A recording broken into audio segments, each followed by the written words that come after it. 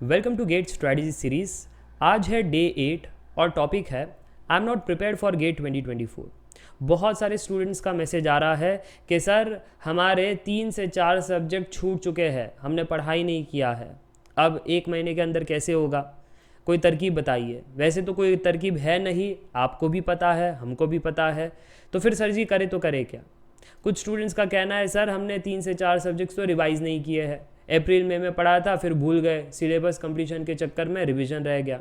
तो कुछ स्टूडेंट्स का कहना है कि सर हमारे कुछ सब्जेक्ट्स के प्रीवियस ईयर क्वेश्चन हमने टच भी नहीं किए हैं क्योंकि मौका ही नहीं मिला है ना, कॉलेज का काम आ गया, ब्लैक बुक प्रोजेक्ट्स इतना सब काम आ गया कि हमने प्रीवियस ईयर क्वेश्चन सॉल्व ही नहीं किए।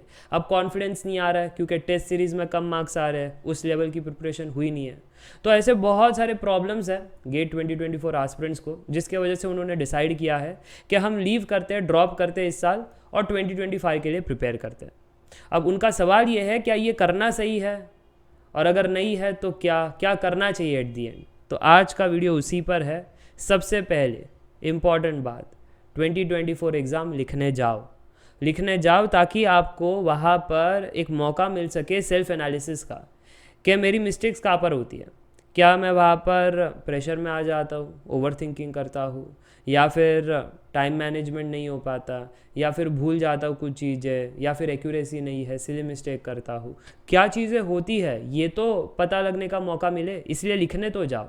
और दूसरी बात, आपका जो एम है ना इस साल के लिए, अगर इस प्रकार से हालत है कि देरी से स्टार्ट किया है और बहुत कुछ छूट चुका है, अगर इस प्रकार से हालत है तो आपका एम होना चाहिए कि एटलीस्ट गेट को मैं क्वालिफाई कर लूँ।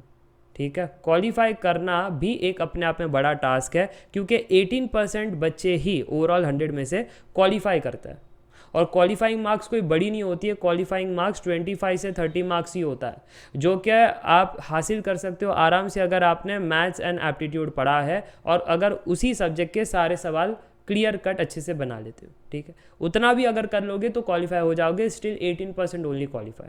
तो मेरा पहला सुझाव होगा कि क्वालिफाइंग का एम करो। दूसरा है 4 से 5 सब्जेक्ट पर ही पूरा फोकस रखो। जैसे 2 सब्जेक्ट तो आपको पता चल गए हैं कि मैथ्स एप्टी हो गया, प्लस मैं कहूँगा 2 से 3 आपके कोर सब्जेक्ट्स को उठा लो।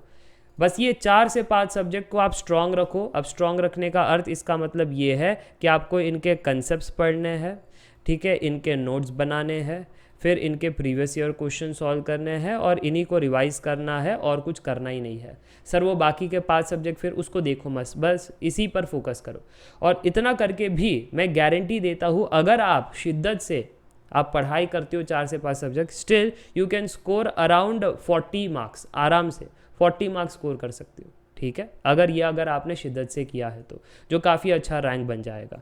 अच्छा, इसके अलावा हम क्या कर सकते हैं सर जी। अब फिर इतना करने के बाद आप नेक्स्ट ईयर की ही प्लानिंग ध्यान से सुन लेना, ये करनी है कि हमारे ऊपर के 5 सब्जेक्ट तो हो गए। अगर 5 सब्जेक्ट हो चुके हैं तो कितने सब्जेक्ट्स बाकी है? 5 सब्जेक्ट रिमेनिंग है, या ये हमने पढ़े नहीं थे, जो हमको अब 2025 के लिए पढ़ना पड़ेगा। ये आपका काम हल्का हो गया।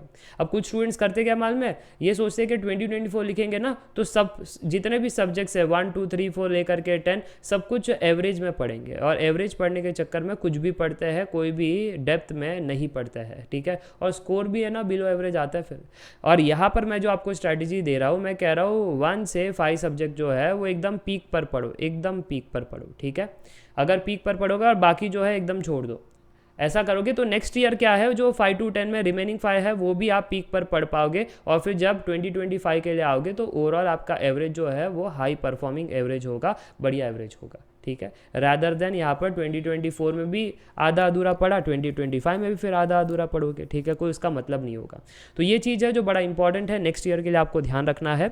और नेक्स्ट ईयर के लिए तो आपके पास अच्छा खासा एक्सपीरियंस भी आ जाएगा क्योंकि आपने 2024 का एग्जाम लिखा है, और कोई प्रॉब्लम नहीं है कि 2024 के रिजल्ट पे आपको 2025 में जज किया जाएगा या वहाँ पर कोई प्रॉब्लम होगी, ऐसा कुछ नहीं होता है। ठीक है, तो ये चीज़ आपको ध्यान रखनी है।